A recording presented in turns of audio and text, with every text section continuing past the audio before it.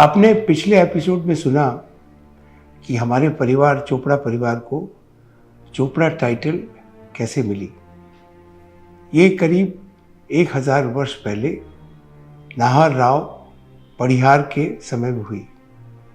काफ़ी वर्षों पश्चात नाहर राव के परिवार में दीपचंद जी नाम के एक व्यक्ति का जन्म हुआ और उनको जिन कुशल सूरी जी ने कहा कि आप ओसवाल समाज से सामंजस्य करिए, तो उन्होंने ओसवाल समाज के साथ कई विवाह द्वारा अपने संबंध बनाए और उनके ही परिवार में एक व्यक्ति हुए ठाकुर सिंह जी। वो बहुत ही कुशल व्यक्ति थे और उनको जोधपुर के राव चूड़ा जी ने अपॉइंट किया कि उनकी सारी जो ग्रैनरी थी, उनके हथियारों का जो स्टोर था और इसके अलावा जो पानी की व्यवस्था, ये 3 चीज़ें, अनाज, हथियार और जल, ये बहुत ज़रूरी है किले की रक्षा के लिए। तो उनको रिस्पॉन्सिबिलिटी दी कि वो इसको सारा मैनेज करेंगे और इसको देख रेख करेंगे। तो राजस्थान में इस तरह के स्टोर को कहा जाता है कुठार। तो उनको, चूँकि वो कुठार की देखभाल करते थे, तो उनको चोपड़ा कुठारी की टाइटल मिली और आज भी समाज में बहुत सारे चोपड़ा कुठारी हैं और हम और चोपड़ा कुठारी को हम लोग भाई भाई मानते हैं और आपस में शादी ब्याह नहीं होती और इस तरह के आपको कई जगह मिलेंगे। तो चोपड़ा कुठारी भी एक चोपड़ा परिवार की ही एक ब्रांच है। इसके पश्चात पिछले 800 वर्षों में चोपड़ा परिवार ने बहुत मंदिर बनवाए, बहुत मंदिरों का जीर्णोद्धार किया और इस बात का विवरण बहुत सारे शिलालेखों में मिलता है। खासकर संभवनाथ जी का जो मंदिर है जैसलमेर में, उसके शिलालेख में चोपड़ा परिवार का अनुदान जो किया हुआ है, जिससे मंदिर बना, उसके बारे में विस्तृत वृत्तांत है। इसके अलावा वहाँ पे हस्तलिखित पुस्तकों का एक बड़ा भंडार चोपड़ा परिवार ने बनाया, वो आज भी है। और इसके अलावा संभवनाथ जी मंदिर के अलावा वहाँ पर पार्श्वनाथ जी का मंदिर है और भी 2-3 मंदिर है जिसमें चोपड़ा परिवार ने अनुदान दिया। खासकर जो संभवनाथ जी का मंदिर है उसमें 1000 मूर्तियाँ थी। वो कई मूर्तियाँ मुसलमान आक्रमणकारियों का आक्रमण हुआ, वहाँ पर उन्होंने मूर्तियों को खंडित कर दिया। वो सारी मूर्तियाँ खंडित अवस्था में अभी भी उनके तलघर में पड़ी हुई है। और जो पुस्तक का संग्रहालय है, बड़ौदा सेंट्रल लाइब्रेरी ने उसके बारे में प्रकाशित किया है। उसकी बहुत सारी पुस्तकों का अनुवाद किया है, उसकी पुस्तकों की लिस्ट बनाई है और वो पुस्तकें पाठकों को, खासकर रिसर्च स्कॉलर्स के लिए उपलब्ध है। इस संग्रहालय के अलावा एक विशेष पुस्तक जैन धातु प्रतिमा लेख संग्रह, जिसमें इन सारी बातों का उल्लेख किया गया है।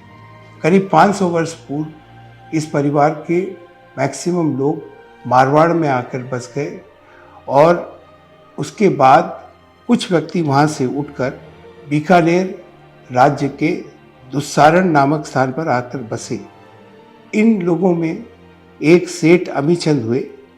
वो दुस्सारण में करीबन 1747 में आकर बसे और बीकानेर रियासत के गुसाईसर नाम के स्थान पर आकर रहने लगे। आपके 2 पुत्र हुए जिनका नाम था सेठ देवीचंद और सेठ बछराज, और सेठ देवचंद के 3 पुत्र हुए जिसमें सेठ भौमराज जी, सेठ मेघराज जी और सेठ अखेचंद जी था। इसमें सेठ भौमराज जी का देहांत गुसाईसर में हो गया। सेठ मेघराज जी गुसाईसर से उठकर गंगा शहर बीकानेर आकर बस गए और तीसरे अखेराज जी पंजाब के गैलला स्थान पर चले गए और वही उनका देहांत हुआ।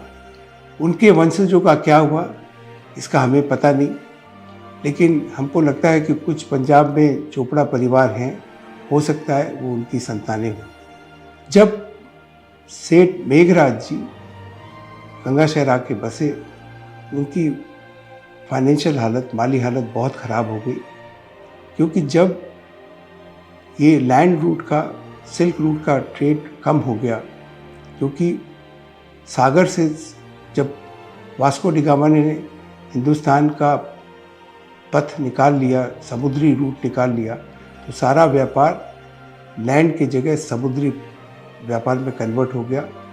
और ये सबसे ज़्यादा व्यापार होने लगा कलकत्ता शहर से, क्योंकि कलकत्ता शहर जो है वो ब्रिटिश एम्पायर की राजधानी बन गई और पूरे विश्व में लंदन के बाद में सबसे महत्वपूर्ण शहर बन गया। और इसलिए यहाँ से व्यापार होने लगा। जो हिंदुस्तान के व्यापार का करीबन 60-70% व्यापार कलकत्ते से होने लगा, खासकर फॉरेन का व्यापार। तो राजस्थान में कोई बिजनेस अपॉर्चुनिटी रही नहीं, जो स्रोत थे आगे पैसे कमाने के वो सारे ख़त्म हो गए। और मेघराज जी की ऐसी हालत हो गई कि उनको लकड़ी काट के, गुसाईसर से लकड़ी काट के और गंगा शहर में बेचना पड़ता था। बहुत ही हालत ख़राब हो गई। उनके 6 पुत्र थे और सबसे बड़े पुत्र का नाम था सेठ भैरोदान जी। भैरोदान जी ने सोचा कि इस तरह की हालत में यहाँ रह के कोई फ़ायदा नहीं है और अब पैसा कमाना है तो मुझे कलकत्ता जाना पड़ेगा। तो उन्होंने ये निश्चय किया कि वो कलकत्ता जाएंगे। हालांकि उनकी उस टाइम उम्र सिर्फ 9 बरस की थी, लेकिन उन्होंने सुना था गांव में कई लोग जो कलकत्ता गए और कलकत्ता जाके पैसा कमाया और पैसा से उन्होंने अपने गांव में वापस आकर कई मकान बनाए और कई चीज़ें बनाई। और उस टाइम तक दिल्ली और कलकत्ता के बीच में रेल सेवा चालू हो गई। और रेल सेवा चालू होने के बाद में राजस्थान से बहुत सारे लोग मारवाड़ी कलकत्ता जाने लगे व्यवसाय के लिए और सब अच्छी कमाई करने लगे। और ये बात पूरे राजस्थान में फैल गई कि अगर पैसा कमाना है तो हमको कलकत्ता जाना पड़ेगा। तो इन कहानियों से सुन के भैरोदान जी बहुत इंस्पायर हुए। हालांकि उनके पिताजी की एकदम इच्छा नहीं थी, क्योंकि उनकी उम्र बहुत कम थी, 9 बरस की थी। पर उन्होंने कहा कि एक व्यक्ति को तो जाना पड़ेगा और मैं सबसे बड़ा भाई हूँ, तो मुझे यहाँ से कलकत्ता जाना पड़ेगा। और वो गांव के एक व्यक्ति जो कलकत्ता जाते आते रहते थे और जिसको ये मामा जी कह के पुकारते थे, क्योंकि गांव में तो हर आदमी को नाम से नहीं बुलाया जाता, हर आदमी को मामा, चाचा, ताऊ ऐसे ही बोल के बुलाया जाता है। तो उन्होंने निश्चय किया कि उनके साथ वो पैदल गंगा शहर से दिल्ली जाएंगे और फिर वहाँ से ट्रेन पकड़ के कलकत्ता आएंगे और कलकत्ता में कोई रोज़गार की या कोई नौकरी की खोज करेंगे और खोज के बाद अगर कभी मौका मिला तो अपना व्यवसाय शुरू करेंगे।